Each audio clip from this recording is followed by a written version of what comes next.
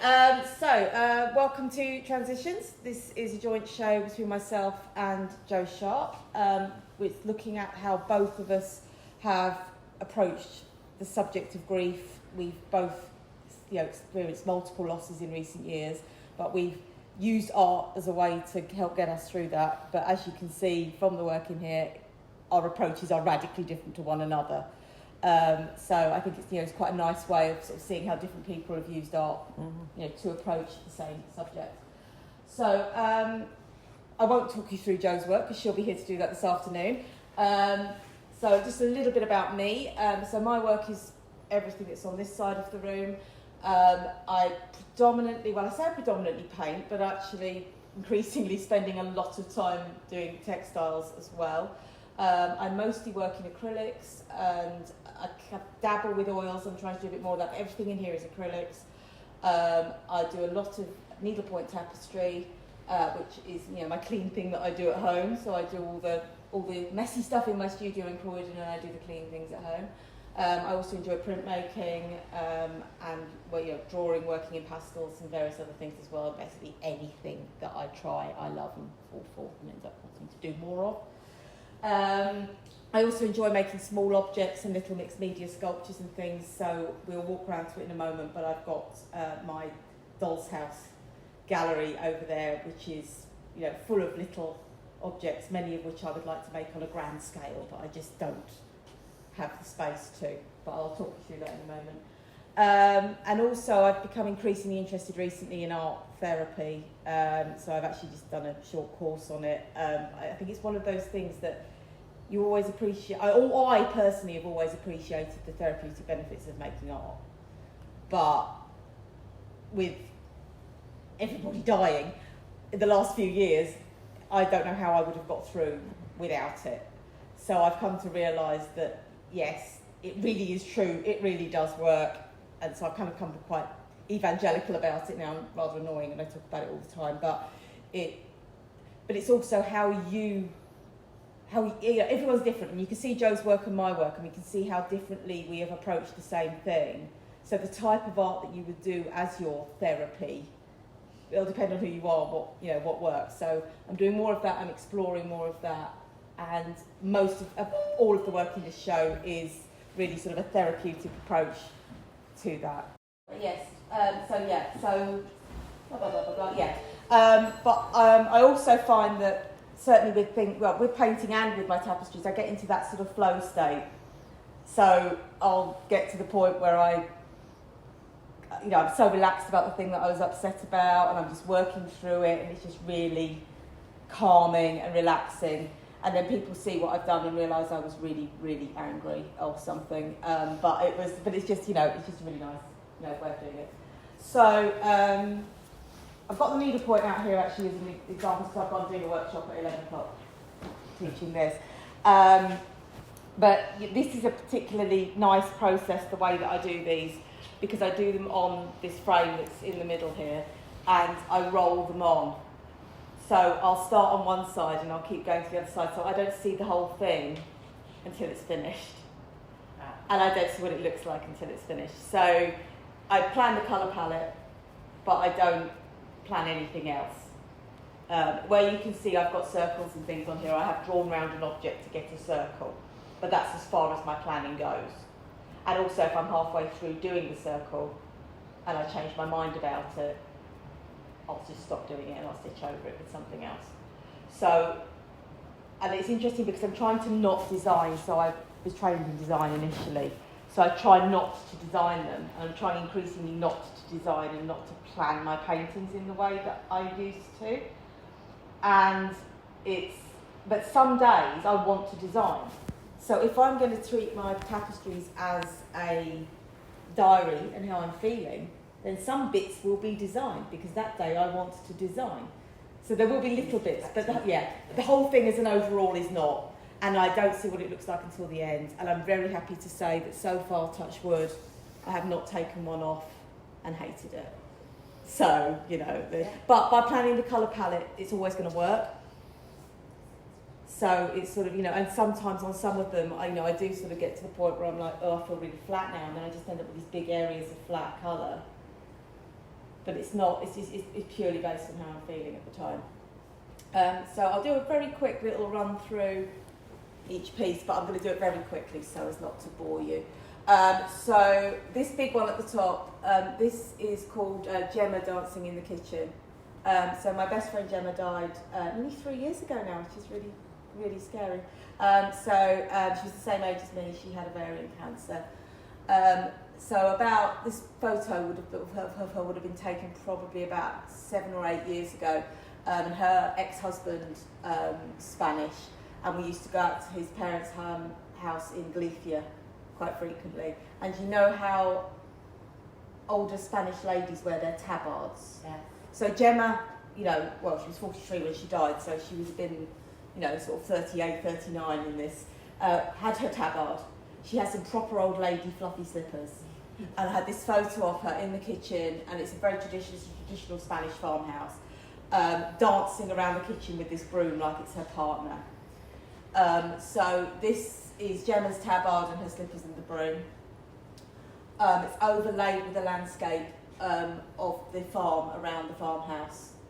So the sort of abstract areas here are the landscape, and these started with pencil drawings that I made actually at Christmas last year, because my mum was in the process of dying last Christmas, and I was sitting, and I'd completely lost all my creativity, and I had about 6 weeks, and for me that's a long time of not wanting to make anything. And on Christmas Day I suddenly decided I was going to start these pencil drawings of the farmhouse. So they started with quite figurative pencil drawings of the landscape, which I then layered over the top of this. So obviously Gemma's tabard is on a coat hanger because she's no longer here, and the slippers are empty and it's on its own. And it's sort of, and it's kind of separated. It's like it's kind of coming apart. It's interesting because people look at this and think, oh, it's all colourful and lovely, but it's actually probably my saddest painting of the whole lot.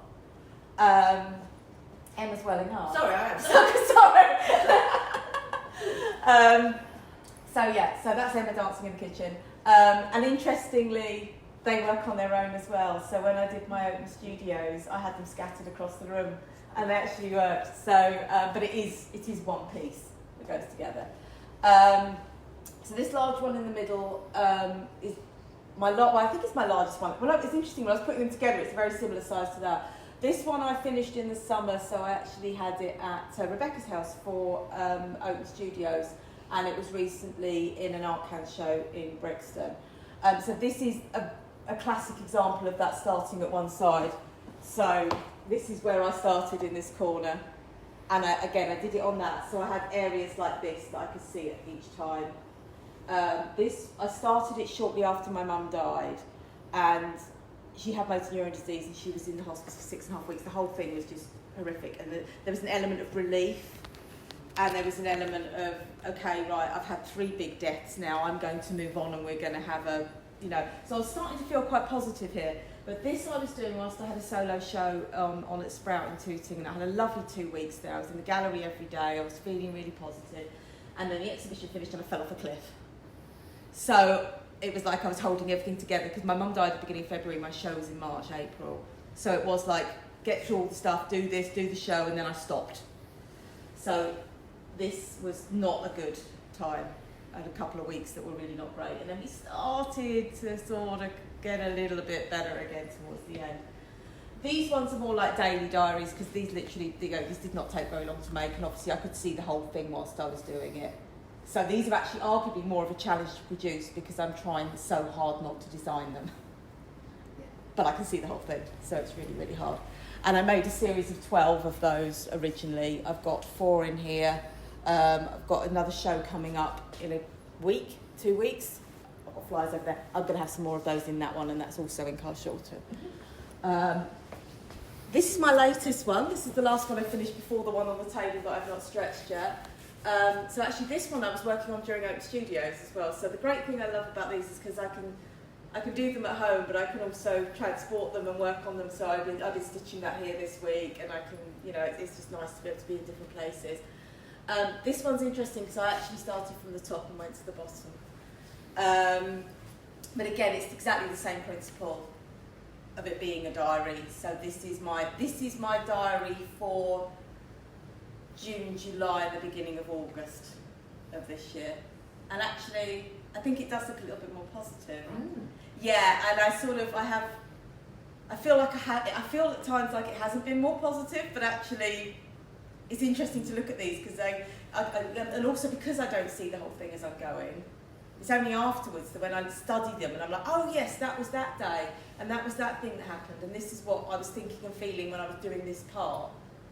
And then it comes back to me, so it's sort of, it's quite nice to look at. This one, again, is a kind of quite a positive new beginning. So with these paintings, I've worked on most of them, and like the large one over there, multiple layers. So it's multiple paintings. So it starts as one, and then again, it's almost a diary concept again, but obviously I can see the whole thing. So it's like, I'm putting it down, and it's like, right, okay, this is how I feel today. Come back, this is how I feel now.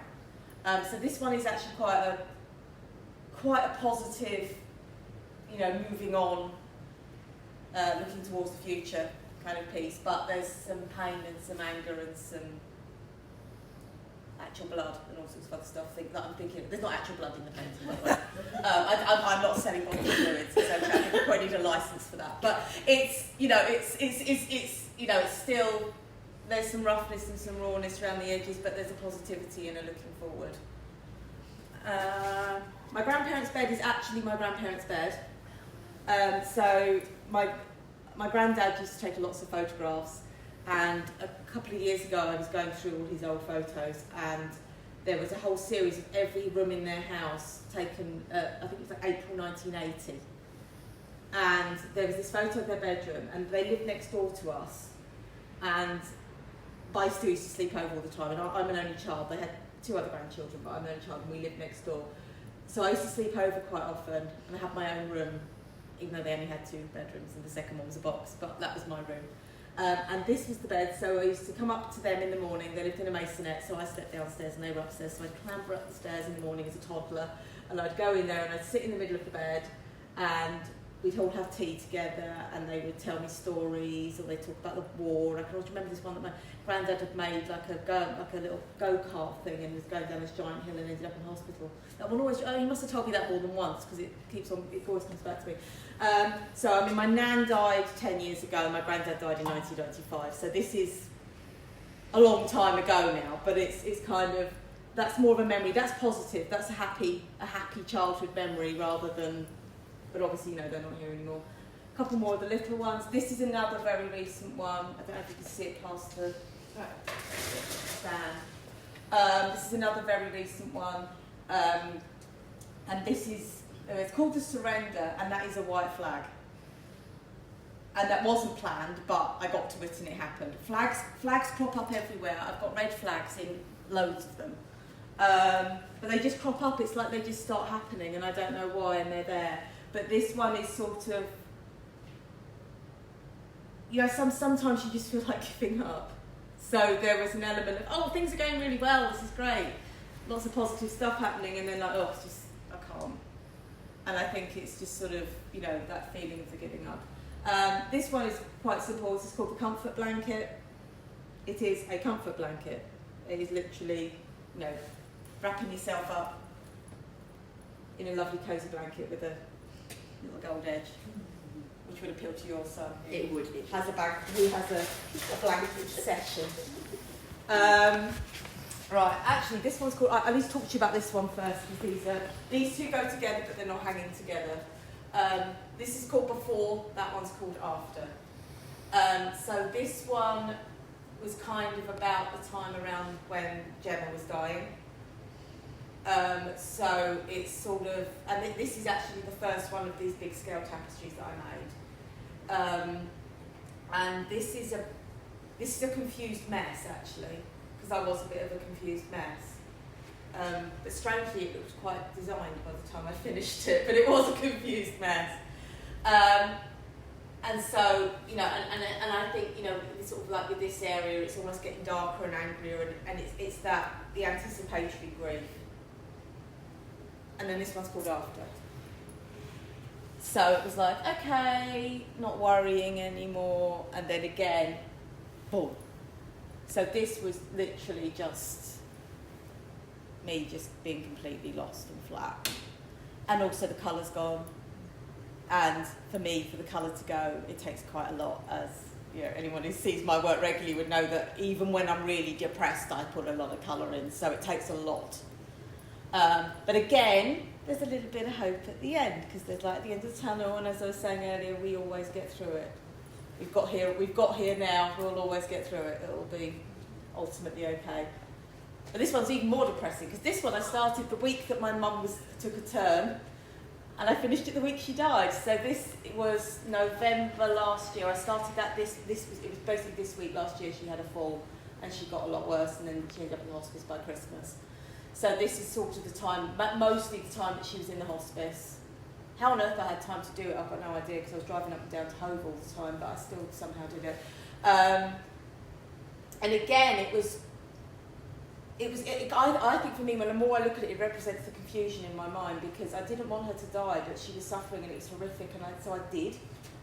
And so it's that conflict between the relief and the grief and the not, so for me, the more I look at this, the more I feel the conflict in it. But I literally finished that one and started that one. So but you could put them side by side and they lead on to that big one at the end. This one was actually a bit of a project that I did last. This I made on Boxing Day. So I'd been backwards and forwards to Hove, and my family had gone up to, my son and my husband had gone up to Lincolnshire to see the in-laws, and I'd stayed here so that I could go down to the hospice. But when I wasn't at the hospice, which I wasn't all day, because by this point there were days where she was so exhausted that I'd be there for 2 hours and then I'd go, hello Penny, I'd have 2 hours and then I'd go. But this one, I actually made in one day, on Boxing Day, and I decided while I was there that I was going to stick hinges on the back. So I think I went out to B&Q on Boxing Day and bought hinges, because B&Q is 10 minutes from my studio, so it's very convenient. And I did the whole thing in a day. And it was quite sort of furious. And again, I suppose, yes, it's not literally, it is very much abstract, but it was also a sort of thinking about mum's situation. It was so undignified, and it was there was an element of me actually being really quite cross. And when I say it was undignified, the hospice were amazing. I mean, they did the absolute best possible job. It's one of those situations where being dignified isn't possible. So they did the best job they could have done. They were amazing, but still. The doll's house. So yes, so this is kind of where I experiment. I mean, I've always had a thing for dolls' houses, but I've got this dream of making some really, really big sculptures or public sculptures or something like this.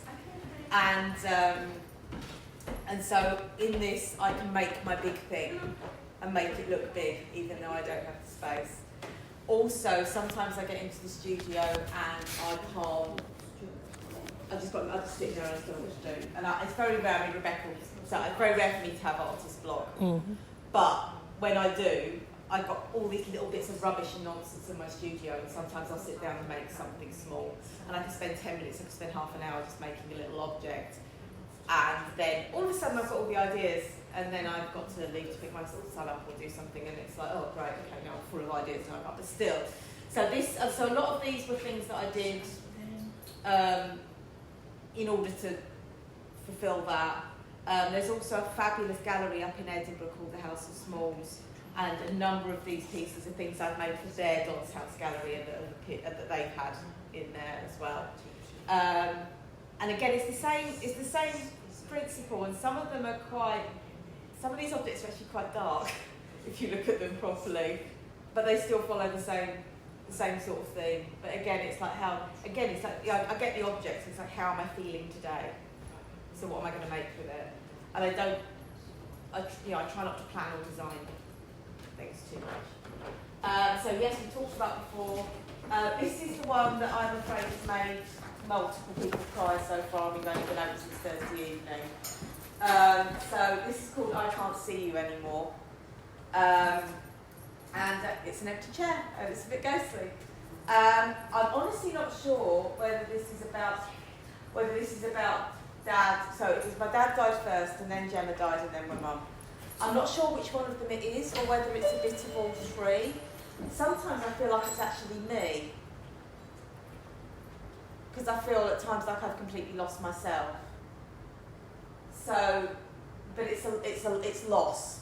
So actually, it can be anyone. And I think actually that's the other thing, is that grief isn't always because someone's died. You know, it can be because the situation's changed, or it can be because your future no longer looks like you thought it was going to. So it's quite a simple painting, but it's actually probably the least straightforward in terms of explanation, because I can apply that to all sorts of different people. You know, and I get very insecure in my friendships, so I can apply it to that as well. So it'll be like, oh, you haven't replied to my call, so you hate me. So there's bits of all sorts of different things in there that are, so it's conflicted. So I'm not entirely sure who that is about specifically. It probably maybe it's just me. I don't know. And then we have the giant one, which has never left my studio before, and which I'm basically still in the process of persuading Emma to keep here permanently, and she will, because I'm going to give her child labour exchange, so it's fine. So this is a really good example of the process of the tapestries in a painting. So this took a year, and there's 6 paintings in this. And each time the situation changed, I repainted it. So, and it started quite figuratively. There's actually figures underneath here, and it's been layered up. The black paint was actually literally I'm so effing angry, I'm going to throw black paint all over my painting.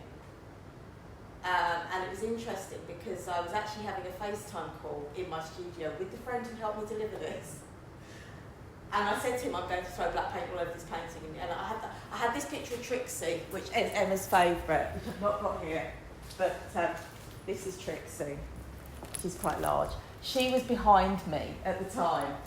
Whilst we were on FaceTime, he was like, you better not throw paint on that one. And I'm like, I'm not going to throw paint on that one. It's the one in the corner that you can't see. And he still thought I was completely insane. It was amazing how much better it looked once I threw the black paint on it. And I felt better too. But that was another day. So there were multiple different... And it was interesting because somebody said to me the other week, how did I know when it was finished? And I was like, well, the curtains are on, it's finished. It's the curtains, it's framed, it's done. So this is the biggest painting I've ever done. I've done bigger drawings on rolls of paper, but this is the biggest painting I've done.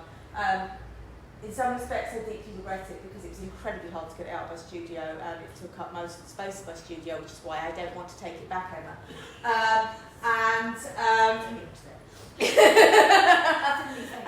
However, I really, really enjoyed it, and I loved working on that scale.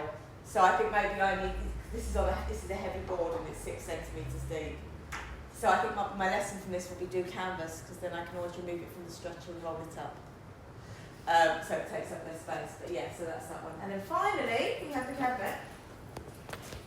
So these two are actual cubes. They are, and you can. And these are based upon the idea of a decision cube. So I don't know if you've seen, you get them in these Christmas present catalogues, these cubes. It's like, oh, date night, what should we do? Let's go to the cinema, or blah, blah, blah. So these are like that. So they're called decisions, 1 and 2. And it's basically, so they're the same diary concept on each side, but each piece was done independently. And it's like, how do I feel today? And I have been known to throw them across the gallery floor, so even though they're in glass domes. The domes are intentionally tight because they're constricted and they want to escape. Don't Open Me. This was a funny one at my show in Tooting because I presented this closed. And if you go around the back afterwards, it's got Don't Open Me written on the lid. And I think people were split, it was sort of split into thirds. So it was like a third of the people said, oh, okay, you told me not to open it, so I'm not going to. A third of the people asked permission to open it. And then the ones who opened it without asking did it really surreptitiously. And they were like, I don't want you to see. I was watching them, but they were like, I don't want you to see that I'm looking inside. So there's an element of not wanting to expose yourself and wanting to hide what's inside. The fact that I presented it open this time is, I think, maybe it's just because I moved on with it, perhaps, I don't know. The contents are up to your own interpretation, but no, Emma, No. it's not filthy. It absolutely isn't. And then actually, for me, this actually goes right back to childbirth. My son's 14. So there's actually more to do with parenting and childbirth and other things in there, which I don't normally include in my work, and I don't know why, because it's a big part of me actually, but I don't know why. And I was very, very ill after I gave birth. I lost a huge amount of blood. I was very unwell, so that's kind of connected to that. And finally, my last tapestry, Deflate. It is not a cushion, it is a deflate, it is deflate. And everyone's like, oh, it's a cushion. I'm like, there's not enough stuffing in it for it to be a cushion. It's also wonky, no. So it's had the air kicked out of it. Literally had the air kicked out of it. So it's like, I was all buoyant and lovely and now I'm flat. So, and that's the final piece. And I probably talked for far too long. And do you have any questions? That was fantastic.